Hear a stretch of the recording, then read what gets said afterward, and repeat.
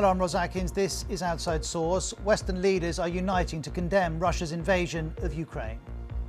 Putin is the aggressor. Putin chose this war, and now he and his country will bear the consequences.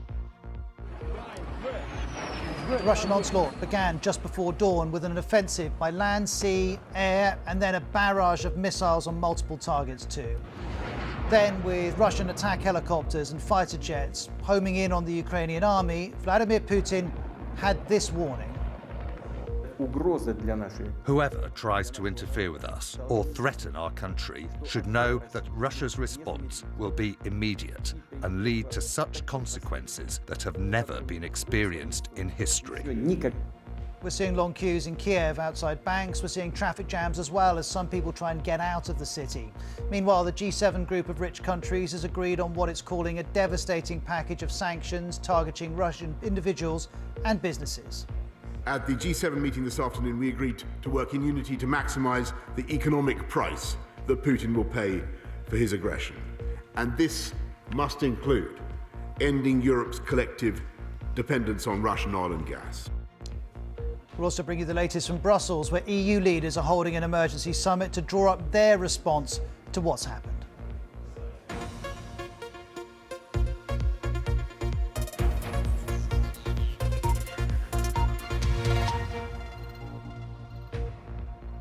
While Russian forces have launched a major assault on Ukraine, firing missiles on cities and on military targets, President Biden in the last hour or so has joined other world leaders in condemning the attack.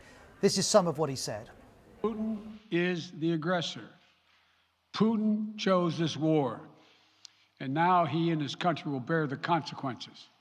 Today, I'm authorizing additional strong sanctions and new limitations on what can be exported to Russia. This is going to impose severe cost on the Russian economy, both immediately and over time. We have purposefully designed these sanctions to maximize the long-term impact on Russia and to minimize the impact on the United States and our allies. Well, in the past hour, Ukraine has said that it's seeking an urgent Human Rights Council session at the United Nations. Ukraine's health ministry has announced that 57 people have been killed today and 169 have been wounded. This is the Ukrainian president. Putin started a war against Ukraine, against the whole democratic world. He wants to destroy my country. He wants to destroy our country, everything we have built, everything we live for. While announcing the invasion, Vladimir Putin went on Russian TV and said this. Whoever tries to interfere with us or threaten our country should know that Russia's response will be immediate and lead to such consequences that have never been experienced in history. Well, airstrikes began this morning after President Putin ordered the attack. This map shows the reported missile strikes and explosions. They happened near to 8 major cities, including the capital, Kiev. Russia says it's destroyed more than 70 military targets, including 11 airfields. For example, this is a missile striking Ivano-Frankivsk International Airport in western Ukraine.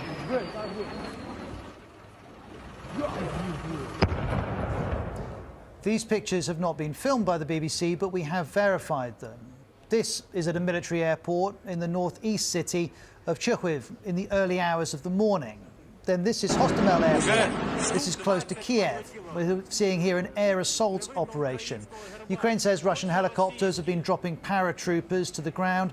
And this footage, which the BBC has verified, although the source is unknown, shows a Russian military helicopter at that same airport. It's apparently been shot down.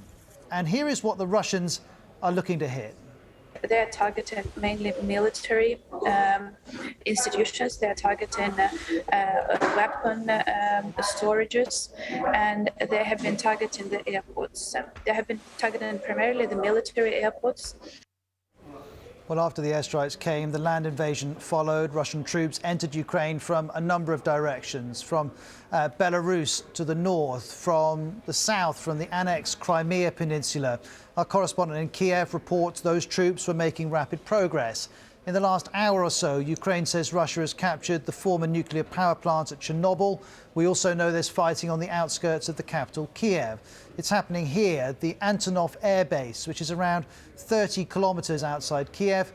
BBC correspondents say Russian paratroopers have been in control of the airbase since landing there this morning. And we've just heard from Ukrainian officials that fighting is still going on around that airbase. This video appears to show Russian military helicopters flying north of the city and firing on the ground. And I also wanted to show you this from a little bit earlier when our chief international correspondent, Lise Doucette, was on air in Kiev. In this year, 2022, the most advanced of intelligence, the worst of warnings, the most intensive of diplomacy couldn't make President Putin blink. International norms are being shattered. The architecture of all our lives, and a siren to remind you that war has come to Kiev, in a European capital, in a city that is going right round the world. And if that feels shattering, what is happening in terms of what governs all our lives, think about the lives of tens of millions of Ukrainians shattered. Think if you're a family wondering about your children's safety. You've got your suitcase packed. What are you going to do? Well, with attacks on all sides, we also heard from Ukraine's defence minister saying a Ukrainian defence has not collapsed. Ukrainian army took the fight. Ukraine stands with both feet on the ground and continues to defend itself. The Ukrainian military claims to have shot down at least 6 Russian aircraft, though the BBC can't confirm that. This footage, though, is verified, though we don't know the source. It shows Russian helicopters being shot at by Ukrainian forces close to Vyshhorod city. You can see those flares being used. Now, some Ukrainians are trying to leave their homes, others are staying exactly where they are, and some say they will be prepared to fight, like this man. It's only one way to serve our country, our children, our mothers, and defend our country from Russian occupation, and we will fight all day. Now, Kiev has announced a citywide curfew, and as those sirens were being heard in Kiev, people were being advised to seek shelter, and some headed to take refuge in metro stations in the city.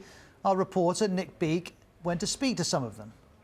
Well, this feels like one of the safest places in the city today, not just because there are lots of soldiers about, but because the metro is doubling up as a bomb shelter. And overnight, families have come down here. They're trying to follow the news of what's happening, and they're trying to work out what they're going to do next. 2-year-old Yegor is still smiling, but his mum and dad are worried. 8 bombs.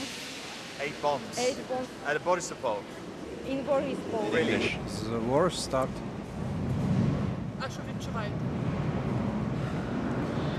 Strach za rебенка. I'm very, very scared for my boy, Alexander says. I also want to show you pictures on the roads out of Kiev. Look at these traffic jams as hundreds and hundreds of people try and flee the city. People are, as you'd imagine, preparing for what's to come. Also, these pictures are from the eastern city of Mariupol. There were early explosions there early in the morning. As you can see, there are long lines of people trying to withdraw money from ATMs. There have also been long queues for fuel. Again, this is Mariupol, and fuel queues have been seen in a number of different places. This is the southern port city of Odessa. Again, there were attacks there earlier too. Now, Ukraine says Russian military vehicles entered from multiple directions, including from occupied Crimea to the south and from neighbouring Belarus to the north.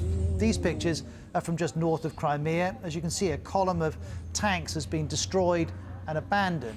And then in eastern Ukraine, fierce fighting has been reported on the borders of Donetsk and Luhansk. Now, those are crucial to this story because those are the 2 breakaway regions controlled by Russia-backed separatists, which Vladimir Putin has acknowledged as independent states. Reports there say the Russians have attacked a hospital in the Donetsk region, killing 4 people. The BBC's Sarah Rainsford is nearby.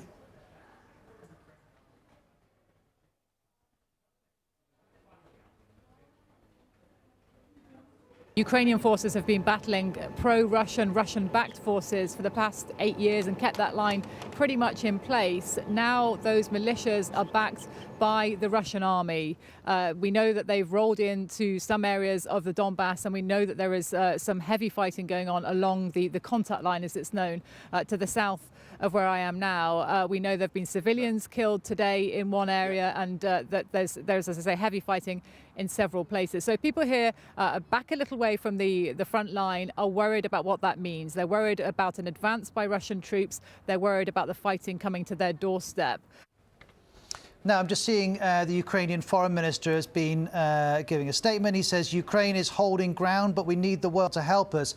But to be clear, both NATO and the US have been explicit. They will not be getting involved in the military conflict inside Ukraine's borders. So unless that changes, help will not be coming in the form of a direct military intervention. I can also see here that the Ukrainian defense minister says the Kremlin is preparing a new wave of attacks, including airstrikes. So that's the Ukrainians claiming that. We don't have that from the Russians, as you would imagine, and we're not able to confirm those plans. But the Ukrainians suspect a new wave of attacks are being planned. We'll have to see what the night brings. But already thousands of Ukrainians have seen and heard enough. They're fleeing their country. This is a place called Medyka. It's on Ukraine's border with Poland. You can see some refugees arriving there. One of them described what it felt like to leave. It's not crisis, it's war, it's disgusting. And I feel that it's like, you know, you stay on the ground and you feel that this ground just, you see the cracks on the ground. And it feels like, so my family stays in Lviv, and I feel like, I don't know when I will see them. You know, I don't know if any of them will die, or my friends will die, or anything like that. Like, if there will be a bombing of civilian buildings or not. Like, do they close the borders? Just unknown. That's what scares me the most. So that's on the border between Ukraine and Poland. Now, let me bring you some news just coming in from Russia. We understand police have detained at least 1,400 people at anti-war protests. This comes from the Russian monitoring group, the OVD Info Protest Monitor. It says that anti-war protests took place in 51 Russian cities. And we have these pictures from Russia's second biggest city, St. Petersburg, where dozens of people were arrested by security officials. While outside of Russia, there's been near universal condemnation of what Russia has done by invading Ukraine. As you would expect, Western governments now say they will escalate sanctions against Moscow. And we heard from President Biden in the last hour or so. European leaders and NATO Secretary General have all joined him in condemning what's been happening. For example, here's the head of NATO, Jens Stoltenberg. Russia has attacked Ukraine. This is a brutal act of war. Our thoughts are with the brave people of Ukraine. Sadly, what we have warned against for months has come to pass. Despite all calls on Russia to change course and tireless efforts to seek a diplomatic solution, peace on our continent has been shattered. We now have war in Europe on a scale and of a type we thought belonged to history. Well, if that's NATO, next let's hear from the European Union. This is the Commission President, Ursula von der Leyen, who was at the same briefing. We will hold Russia accountable for this outrageous violation of Ukraine's sovereignty and the territorial integrity. And what is at stake is not just Donbass, it's not just Ukraine. What is at stake is the stability of Europe and the whole international order, our peace order. President Putin chose to bring war back to Europe. In a determined and united response, the European Union will make it as difficult as possible for the Kremlin to pursue its aggressive actions. Well, one of those who spent an awfully long time trying to persuade Vladimir Putin to not invade Ukraine was the French President, Emmanuel Macron. You'll remember the two of them sitting at either end of an enormous table in Moscow. Well, this is Mr. Macron's reaction to what's happened today. By breaking his word, by refusing the diplomatic route, by choosing war, President Putin has not only attacked Ukraine, he's decided to flout the sovereignty of Ukraine. He's decided to carry out the most serious attack on peace and stability in our Europe for decades. So we've heard from NATO, we've heard from France. Next, let's hear from the UN Secretary General, Antonio Guterres, who has reiterated his appeal to President Putin to stop this military action. We know the toll of war, With death rising, we are seeing images of fear, anguish and terror in every corner of Ukraine. People, everyday innocent people, always pay the highest price. That is why the United Nations is scaling up our humanitarian operations in and around Ukraine. Today, I'm announcing that we'll immediately allocate $20 million from the Central Emergency Response Fund to meet urgent needs.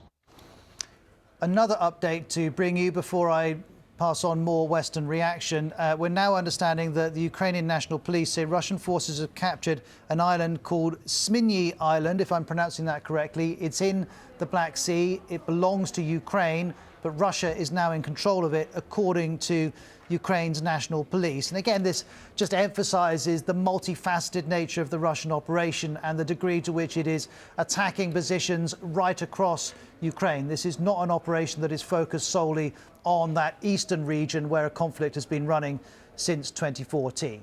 Now, we heard from NATO, we heard from the UN, we heard from France. Next, let's hear from the UK Prime Minister Boris Johnson. He had this to say in a televised address to the British people. This act of wanton and reckless aggression is an attack not just on Ukraine. It's an attack on democracy and freedom in Eastern Europe and around the world.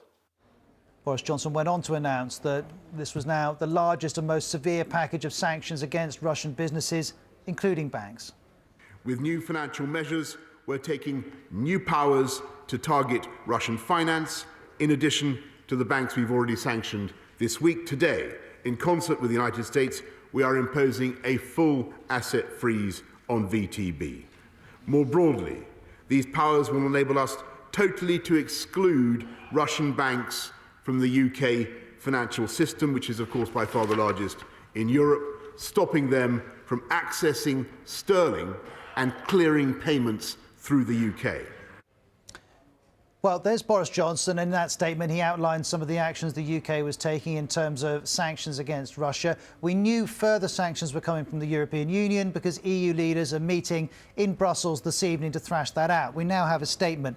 It reads, EU leaders agree to impose sanctions on Russian financial sectors, energy, transport, and impose export controls, blacklisting more Russians. And these are not ordinary, normal Russians. These are particularly powerful and wealthy individuals that the EU and the UK and the US are interested in applying pressure on, because they know that that is one way of potentially trying to influence Vladimir Putin if people close to him are put under pressure that sanctions deliver. We'll have to see if that works, but the EU doing what we expected it to do, imposing further sanctions on Russia's financial sector, on energy, transport, and imposing export controls. Now, some of the countries following this with the greatest concern are Ukraine's Baltic neighbours, and we've had reaction from all of them. Estonia, Latvia and Lithuania are all members of the NATO military alliance.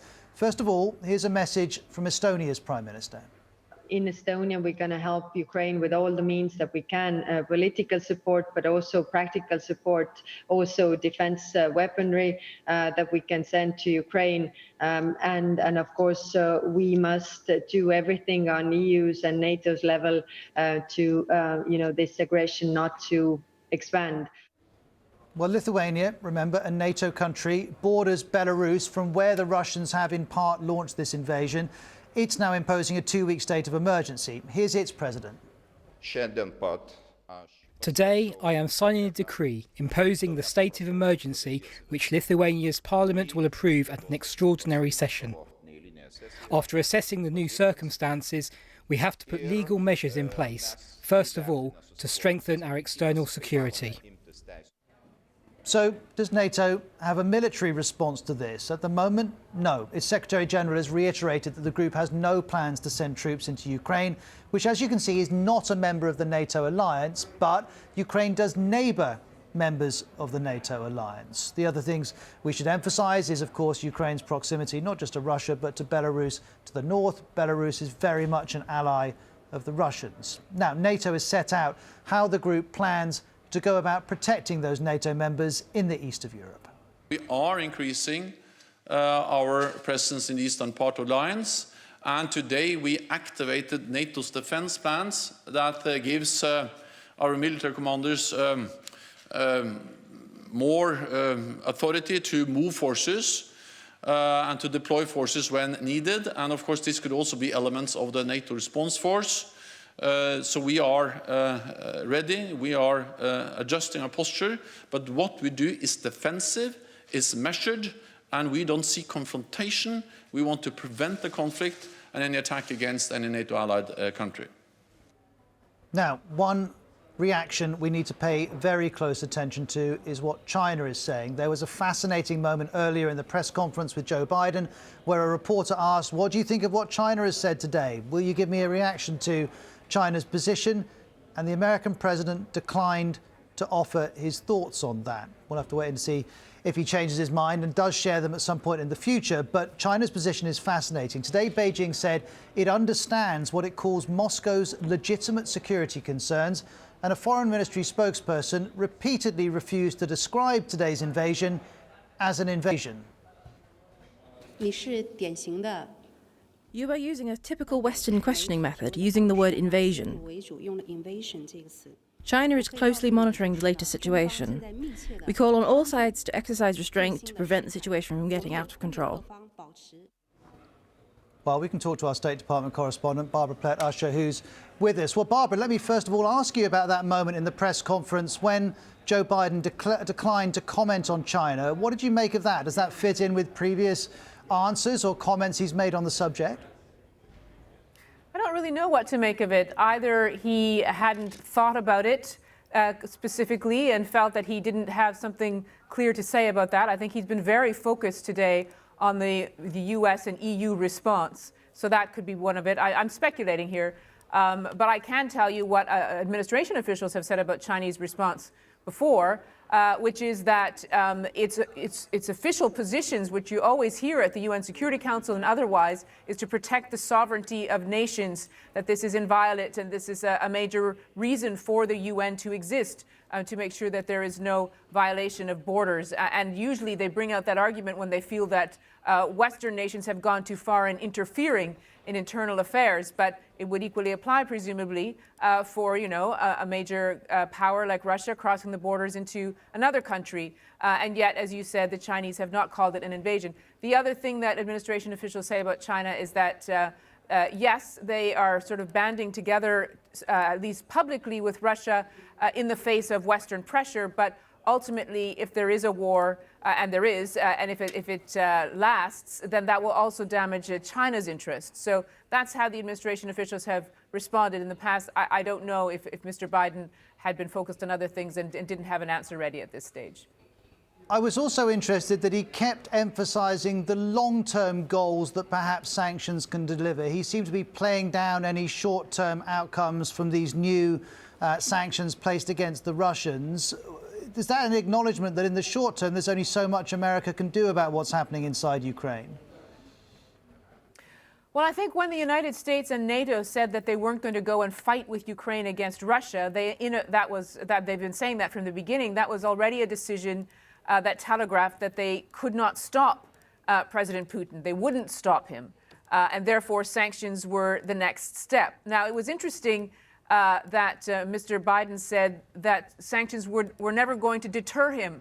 Now, that isn't exactly what we were hearing here from administration officials, but it suggests that there was always a great deal of skepticism in the administration about whether sanctions could deter him. But what Mr. Biden emphasized was that sanctions work out over a period of time. There's not usually an immediate impact, and that these would work out over the medium to long term. And he said the impact they would have, and what he announced were severe financial sanctions, essentially, basically cutting off banks and companies, state-owned companies, from the Western financing system, and also blocking the imports of key technology to the Russian industrial section. He said these measures would really squeeze Russia, that there would really be an impact, and that he said, get back to me in a month and you'll see that ultimately if we are able to stand together, meaning we, the West, and not sort of cave in if our own people start to feel pain, in effect, then Mr. Putin will have to either decide that he's going to respond to that pressure, or he'll have to accept that he's going to be a second-rate power. So it was all quite sort of strong language, but he did talk about this happening over a period of time. Barbara, Thank you very much indeed. So there's Barbara live with us from Washington. Let's switch back to Ukraine because we have some news from Mariupol in Ukraine. A diplomatic source has told the Reuters news agency that the outskirts of Ukraine's port city came under heavy fire and hundreds of explosions were heard. This as Ukrainian forces battled Russian invaders on 3 sides. It's also being reported by local media. So both a source to Reuters and local media passing on the fact that there are clashes now in that port city. Taking Mariupol would help Russia secure a direct land route to the peninsula of Crimea, which of course it annexed in 2014. So night may have fallen, but this remains a fluid situation. We are still within the first 24 hours of Russia's invasion in Ukraine. Both the response from the watching world, but also the response from the Ukrainians and the Russians continues to be swift. And as all of these developments come in, of course, you'll see them here on Outside Source. We'll take a couple of minutes pause, and then I'll be back with you.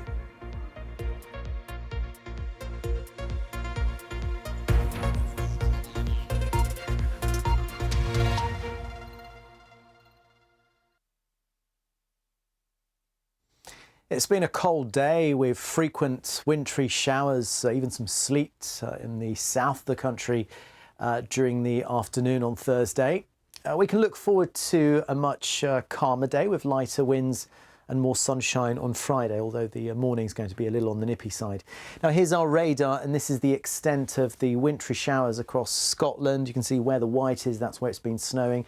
A few wintry showers further south as well. Still very blustery through this evening, gusts of wind in excess of 30 to 40 miles an hour, but the winds will start to ease as we go through the course of the night. And this is because high pressure is building in from the southwest. When high pressure builds, things tend to settle down. The showers become less frequent. We have clearing skies and the temperatures drop as well. So I think widespread frosts to come across more northern parts of the UK. In the south, just that a little bit less cold, 4 or 5 degrees. Now here's that high pressure on Friday building in from the southwest. Notice that there is a weather front and low pressure to the north. That will come close to us. It will brush the very far northwest of the British Isles, but generally speaking, it is a fine day on Friday. There might be 1 or 2 showers around in the morning, but they should quickly fade.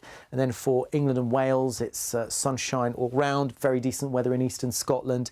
Decent enough, I think, in Belfast, but you can see here in the Western Isles and certainly for the Outer Hebrides, it could be pretty cloudy and wet at times. Temperatures are not desperately low, but around about 9 to 11 degrees.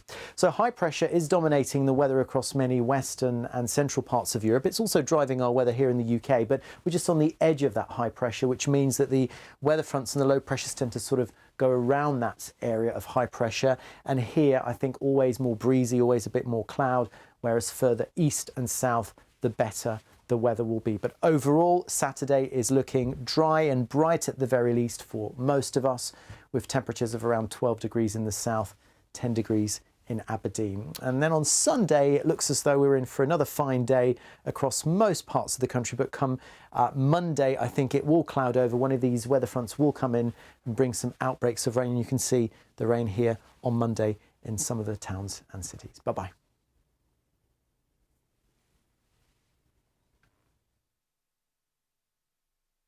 He wants tomorrow's news today. She's broadening her horizons. He's growing his knowledge.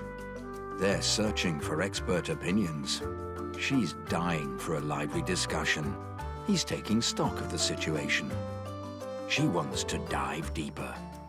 They just need a conversation starter.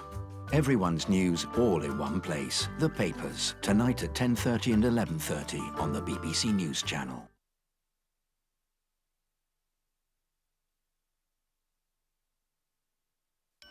Step into the future, I'm going to look into this and I'm not going to be frightened of it. where everyday conditions are explored like never before. Let's flip the visors down. Wow, that's amazing. These are your breaths. Your body uncovered. With Kate Garraway.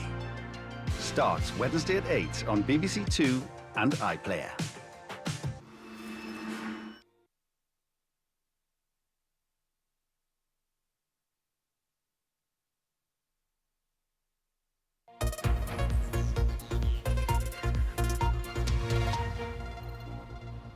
I'm Ross Atkins with Outside Source. Western leaders are united in condemning Russia's invasion of Ukraine. Putin is the aggressor. Putin chose this war, and now he and his country will bear the consequences. The Russian onslaught began just before dawn with an offensive by land, sea and from the air, including a barrage of missiles on multiple targets. Then, with Russian attack helicopters and fighter jets were homing in on the Ukrainian army, Vladimir Putin then issued this warning. Whoever tries to interfere with us or threaten our country should know that Russia's response will be immediate and lead to such consequences that have never been experienced in history.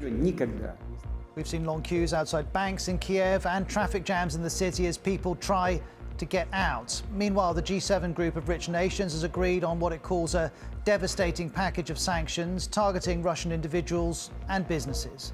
At the G7 meeting this afternoon, we agreed to work in unity to maximise the economic price that Putin will pay for his aggression. And this must include ending Europe's collective dependence on Russian oil and gas. In the past few minutes, EU leaders who are meeting in Brussels are reported to have agreed massive sanctions on Russian finance, energy and transport.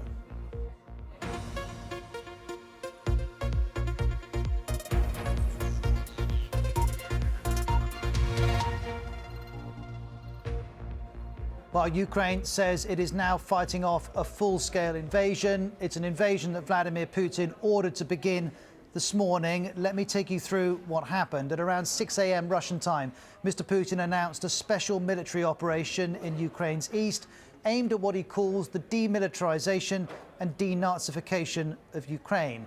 Then there were missile strikes reported on a number of Ukrainian military targets, also in the early hours. Explosions could be heard in several cities, including the capital, Kiev. Blasts have now been reported in many places across the country. Then came the land invasion. Russian tanks and troops advanced from Ukraine's east, south and north. Our international correspondent, Orla Guerin, has the latest from the front line in eastern Ukraine.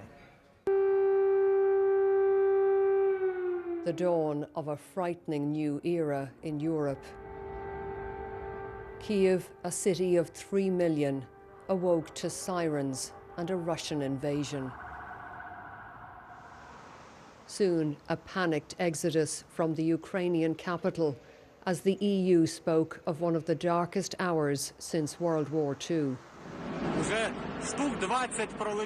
And darkened skies as Russian attack helicopters targeted a military airport outside Kiev.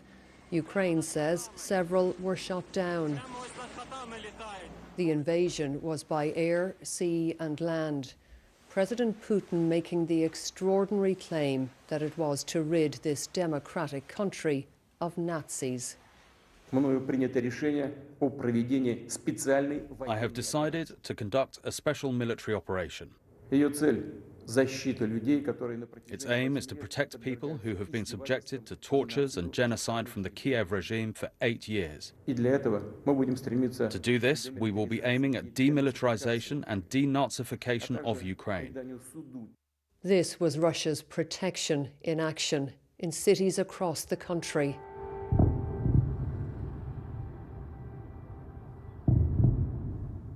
Unverified images from Ukraine's northern and southern borders appeared to show Moscow's forces streaming in.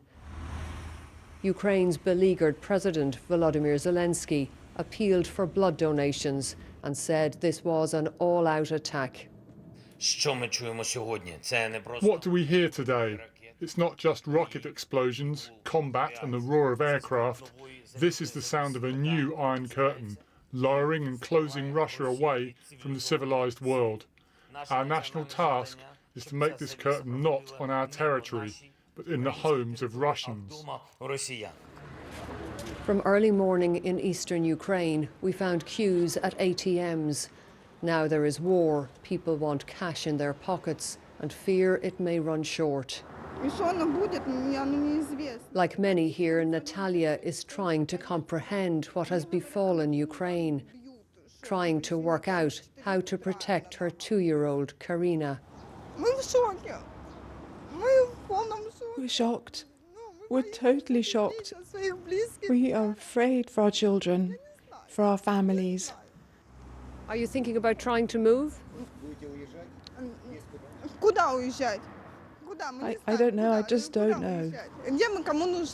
Where can I go? We don't know where to go.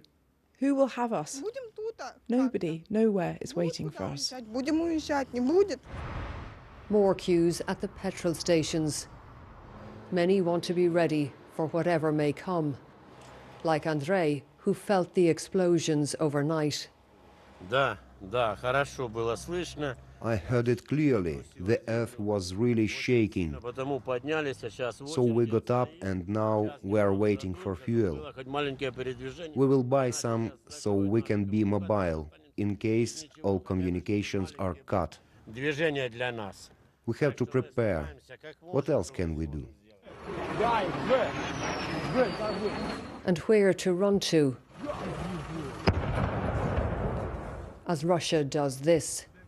A missile strike on an airport in western Ukraine. And here, the aftermath of another strike on a block of flats in Kharkiv, Ukraine's second city. Innocent civilians not safe in their own homes. Missile fragments now on display in the playground.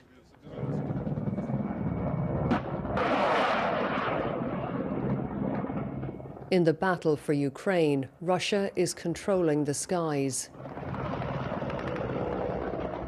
Here, Ukrainian forces try to bring down helicopters, but they are outgunned. They've been suffering losses. We don't know how many.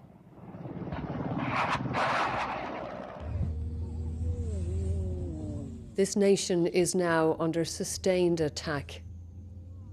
A day has changed everything, and not just for Ukraine.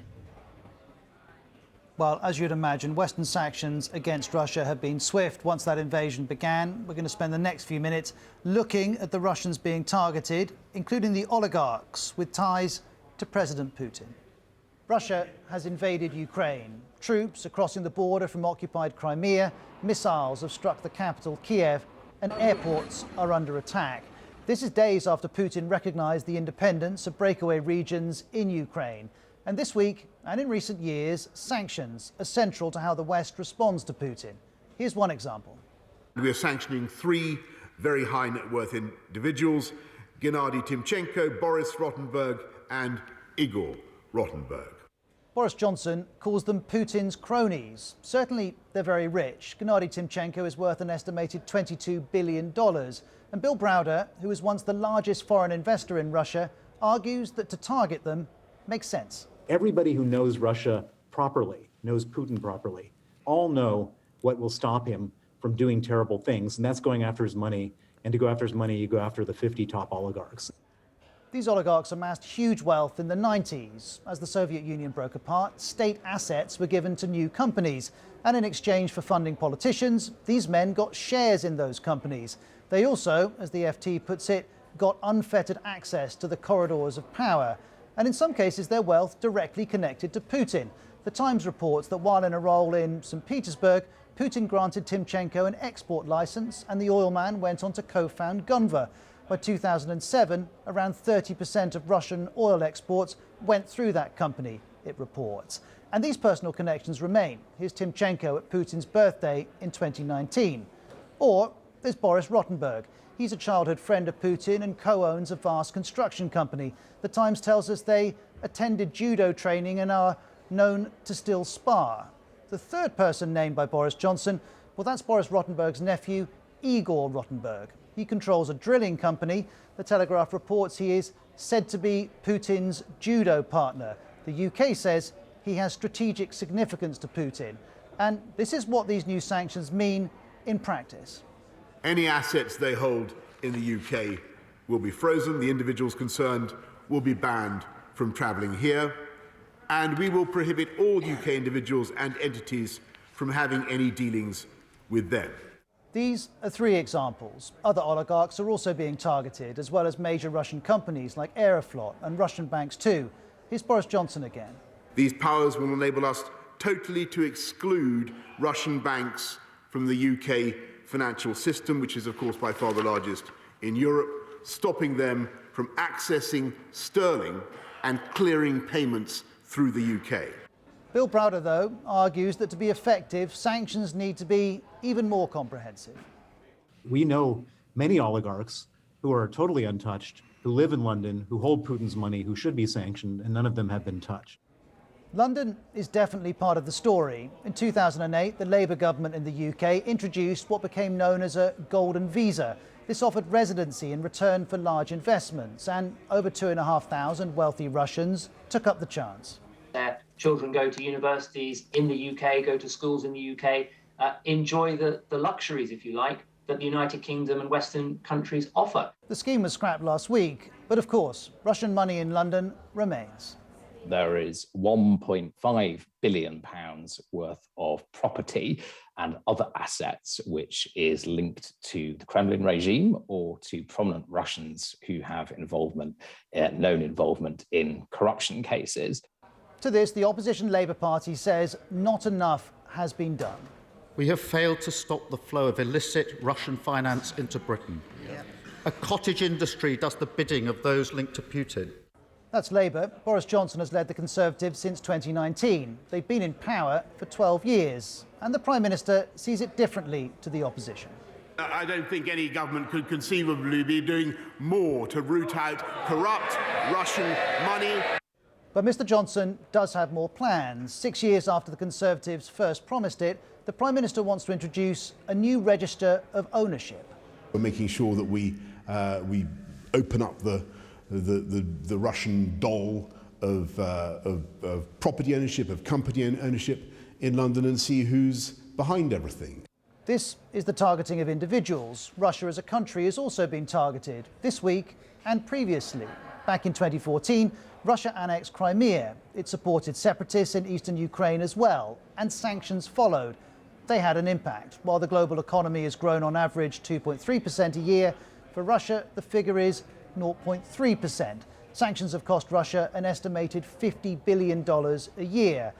Russia, though, has taken measures to lessen the impact. Nonetheless, after this week's invasion, once again the West has taken aim at its wealth. These sanctions are designed to take a heavy toll on the Kremlin's interests and their ability to finance war. These sanctions involve freezing Russian assets in the European Union and blocking banks from accessing Europe's financial market. The question is, can any of this influence Putin's intentions? History suggests this will be difficult. He appears not to be afraid of sanctions or worried about them. Sanctions that we've applied in the past have always slipped over time. You know, people were sanctioned and then they got fake passports and they got around it. And the West will be acutely aware that sanctions have not prevented a moment that the European Union describes in these terms. These are among the darkest hours for Europe since the end of World War II. A major nuclear power has attacked a neighbor country. And as we listen to that, think back to what President Biden said on Tuesday. We have no intention of fighting Russia. Without fighting, though, you're left with sanctions. But Putin's authority rests on a corrupt system of wealth and power that is 30 years in the making. He has nuclear weapons too. It's not certain that sanctions alone can change his course.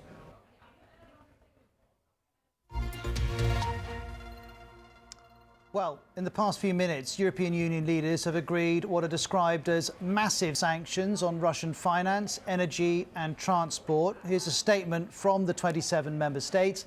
The European Council today agrees on, we're told, further restrictive measures that will impose massive and severe consequences on Russia for its action.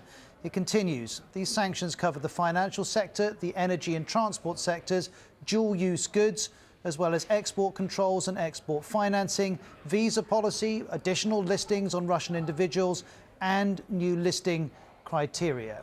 So, comprehensive sanctions from the European Union. We were expecting as much. And to be honest, Vladimir Putin would have been expecting as much. Well, next let's look at the financial fallout from this invasion. Markets across the globe have slumped, with companies exposed to Russia seeing the heaviest of losses. This was the New York Stock Exchange as US trading began a few hours ago. The key Dow Jones index fell around 2.5% at the opening, mirroring sharp falls on other world equity markets. Oil prices have surged past $100 a barrel. That's their highest in 8 years. This was Brent crude a short while ago. Russia is currently the second biggest exporter of crude oil after Saudi Arabia. Apologies, that graphic's not working, but we can also tell you Russia is the world's largest natural gas exporter. There is concern, as you'd imagine, that if there are disruption to Russia's energy exports, that could in turn send prices far higher, particularly for the European market, which is the primary market for Russian gas. This is the assessment of one analyst. We have an incredibly tight market, and the question is, where does that next barrel come from? It now looks more difficult as there will be sanctions against Russia as to where that will come from. And how will OPEC Plus deal with Russia now that we have a full-blown war? Well, in Moscow, trading on the stock exchange was suspended for a period. After reopening, the RTS index plunged by around 40%, its biggest ever one-day percentage deadline. The ruble plummeted to a record low against the dollar. So financial markets in a number of different places moving around, as you would imagine. There are further updates as well in the financial section of the BBC News website.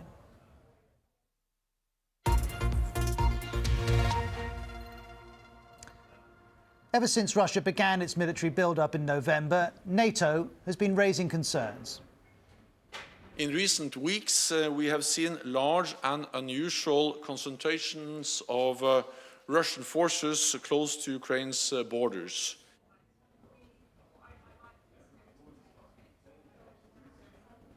Then this was the US Secretary of State in December. We're deeply concerned by evidence that Russia has made plans for significant aggressive moves against Ukraine. The plans include efforts to destabilize Ukraine from within, as well as large-scale military operations. Moscow called these fears alarmist. In January, the Russian Foreign Minister Sergei Lavrov said Russia didn't want war. In February, the BBC asked Russia's ambassador to the EU if an invasion was planned. Because we're not going to invade any country. That's your word on that, it's not going Take to. my word, we don't have an intention. Of course, the important thing is not to provoke Russia into changing its mind. The same question was raised with Russia's ambassador to the US on Sunday. There is no innovation and there is no such plans. Also in February, we heard from the Russian Foreign Ministry spokesperson. She told us, today we mark another day of the start of war with Ukraine, which did not happen again. To the Western media outlets' regret, no matter how hard they whip up the hysteria. But this Thursday was the day that Russia started the war, as Vladimir Putin announced on Russian TV. I have decided to conduct a special military operation. Its goal is to protect people who have been subjected to bullying and genocide for the last 8 years. And for this, we will strive for the demilitarization and denazification of Ukraine. Just to read you a couple of updates from the Reuters news agency telling us Ukraine's military is saying this Thursday evening that Russian forces aim to block the Ukrainian capital Kiev while creating a land corridor on the southern coast towards the annexed Crimea Peninsula. It goes on. Ukrainian forces battled Russian invaders on 3 sides on Thursday after Moscow mounted an assault by land, sea and air. Another update here, also this time from the AFP news agency, telling us that at least 100,000 people have been displaced in Ukraine and that thousands are seeking to flee abroad. Well, a little bit earlier I was talking about the impact on financial markets around the world. Let's bring in our New York business correspondent, Michelle Fleury. Hi, Michelle. Where have we got to in New York?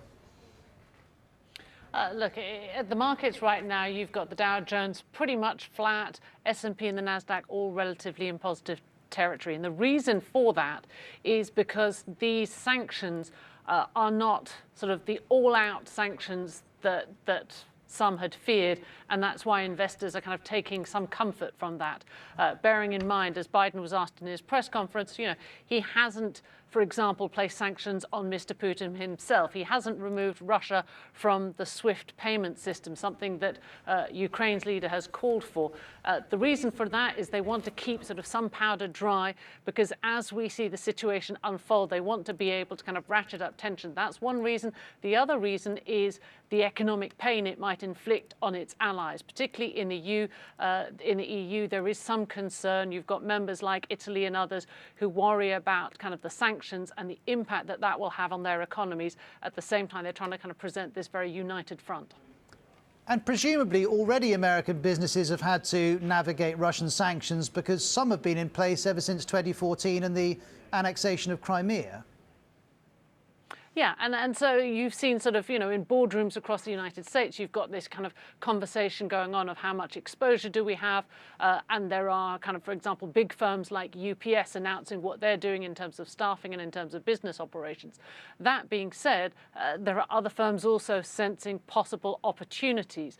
If you are a US shale producer, for example, looking at the rising price of oil, suddenly it becomes more economical to produce, and at a time when there is a potential shortage, that was interesting. One of the comments that Biden made was, you know, he had a warning for oil companies: don't take advantage of this situation.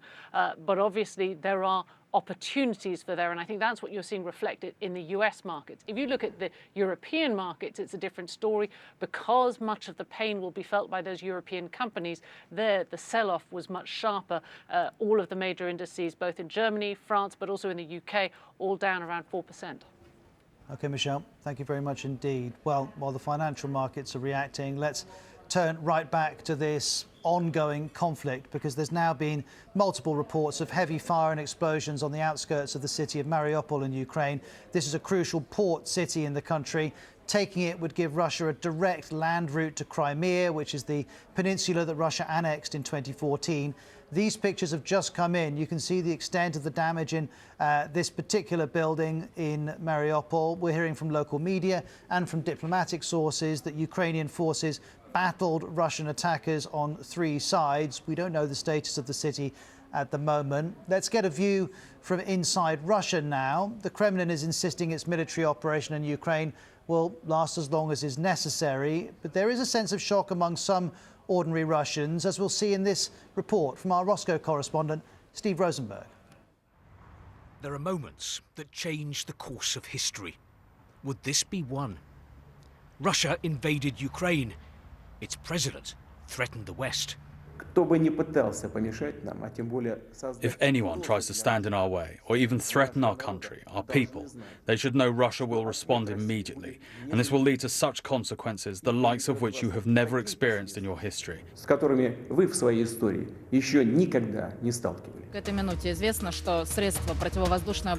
Russian state TV went into overdrive, backing the assault, claiming Ukrainian soldiers were surrendering en masse. A different mood here, and one of Russia's last surviving independent papers. To show solidarity with Ukraine, tomorrow's edition will be in Russian and Ukrainian. The paper's editor, Dmitry Muratov, won last year's Nobel Peace Prize. He believes that President Putin has done irreparable damage to his country. Unfortunately, I have to say very bitter words. I think that today, February the 24th, Russia's future was taken away from it.